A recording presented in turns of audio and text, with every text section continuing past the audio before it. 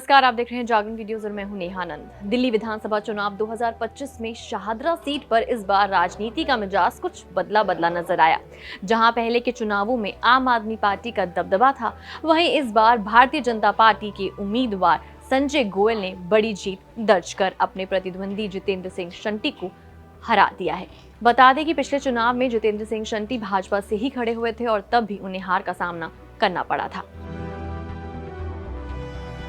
अभी संजय गोयल कौन है, थोड़े उनके बारे में जानकारी प्राप्त करते हैं। 56 वर्षीय संजय गोयल पेशे से व्यवसायी हैं और ग्रेजुएट प्रोफेशनल की डिग्री रखते हैं। दिलचस्प बात यह है कि उनके खिलाफ कोई आपराधिक मामला अभी तक दर्ज नहीं है, जो राजनीति में एक साफ छवि को दर्शाता है। उनकी कुल संपत्ति लगभग 55 करोड़ रुपए है, जिसमें 31 करोड़ रुपए की चल संपत्ति और लगभग 23 करोड़ रुपए की अचल संपत्ति भी शामिल है। हालांकि उन पर 6.5 यानी 5.5 करोड़ के आसपास की देनदारी भी है।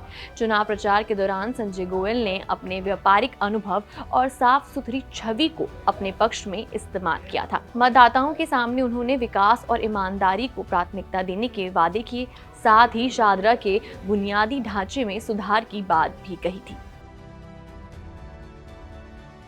शाहदरा सीट पर इस बार मुकाबला बेहद दिलचस्प रहा। चुनाव मैदान में कई उम्मीदवार थे, जिनमें संजय गोयल बीजेपी से, दिलीप बनर्जी, जगत सिंह, जितेंद्र सिंह शंटी आम आदमी पार्टी से, धर्मेंद्र कुमार कैम, नितिन गर्ग, कमल किशोर, राजेंद्र कुमार पाल, अशोक सुराना और विनय चौधरी शामिल थे। सभी उम्मीदवारों ने अपने अपने तरीके से मतदाताओं को रिझाने की कोशिश की, लेकिन संजय गोयल और जितेंद्र सिंह शंटी के बीच मुकाबला सबसे ज्यादा चर्चा में रहा। प्रचार के दौरान आरोप प्रत्यारोप का दौर भी खूब चला। एक तरफ आम आदमी पार्टी ने अपने बीते कार्यकाल में किए गए विकास कार्यों का हवाला दिया, तो वहीं बीजेपी ने शाहदरा में नई ऊर्जा और पारदर्शिता लाने का वादा भी किया। मतदाताओं के बीच बिजली, पानी की समस्याओं, सड़क सुधार और स्वास्थ्य सेवाओं को लेकर कई मुद्दे गरमाए रहे। बताते हैं कि शाहदरा के मतदाताओं ने इस बार बदलाव का मन बना लिया था। कई लोगों का कहना था कि आम आदमी पार्टी के शासन में विकास तो हुआ, लेकिन कई अहम मुद्दों पर ध्यान नहीं दिया गया। संजय गोयल की छवि एक ईमानदार और व्यावसायिक सोच रखने वाले नेता के रूप में उभर कर सामने आई, जिसने युवाओं और व्यापारियों का समर्थन हासिल किया। स्थानीय निवासी रवि कुमार का कहना है कि हमने बदलाव के लिए वोट दिया। बीजेपी से उम्मीद है कि वो शाहदरा को बेहतर बनाने में कोई कसर नहीं छोड़ेंगे। वहीं कुछ लोग आम आदमी पार्टी की हार से निराश भी नजर आए और उनका कहना था कि पार्टी को जमीनी स्तर पर फिर से जुड़ने की जरूरत है।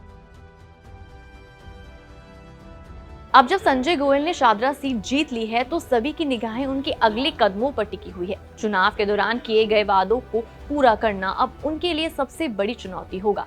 शाहदरा में यातायात की समस्याएं, स्वास्थ्य सुविधाओं की कमी और स्वच्छता जैसे कई मुद्दे प्राथमिकता में रहेंगे।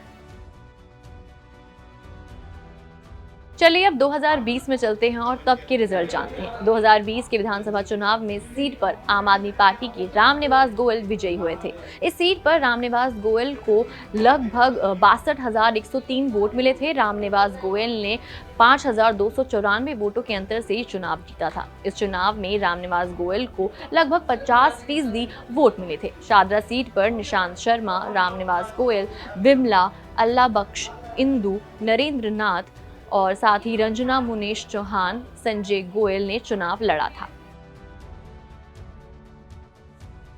2020 से पहले 2015 का भी चुनाव रिजल्ट जान लेते हैं। तो 2015 के विधानसभा चुनाव में इस सीट पर आम आदमी पार्टी के उम्मीदवार रामनिवास गोयल विजय हुए थे। 2020 में भी वही विजय हुए थे।